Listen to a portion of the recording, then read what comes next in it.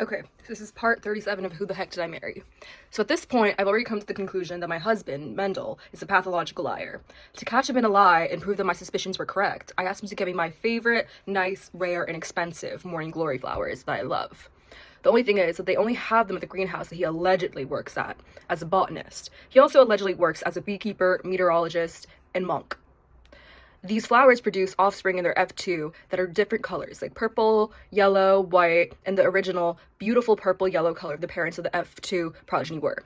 The F2 offspring usually have a 9 to 4 to 3 to 3 to 1 ratio of 9 purple yellow flowers, 4 white flowers due to the epistatic block, 3 purple flowers, 3 yellow flowers, and 1 white flower.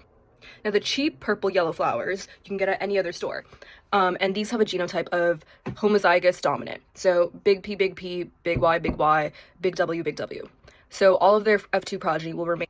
This is due to epistasis. And if you don't know what epistasis is, then let me explain it to you. Epistasis is when the expression of one gene is masked or modified by the expression of one or more other genes, and this can be seen with the morning glory flowers here. Anthocyanin is the pigment required for the purple color. When there is a genotype of big P, or big P, little p, the purple color will be present. Carotenoid is the pigment needed to produce yellow pigment. Similarly, if the genotype is big Y, or big Y, little y, the yellow pigment will be shown. Now, if there's at least one dominant gene of each allele present, then the phenotype will be purple-yellow. And if all alleles are recessive, then the flower's phenotype will be white.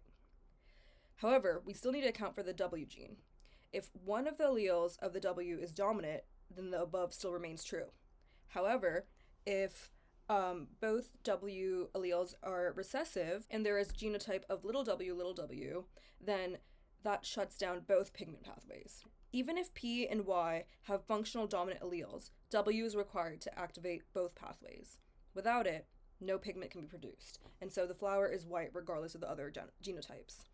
So now that you know that, you can see why the F2 progeny of 2 heterozygous flowers will produce different colored flowers and the cheap, dominant, homozygous genotype flowers would not. Here's a Punnett square to show this. Anyways, back to Mendel. He gets me the allegedly rare purple-yellow flowers with the heterozygous genotype from his greenhouse. And naturally, I do a F2 cross to test if they really are the rare flowers I asked for.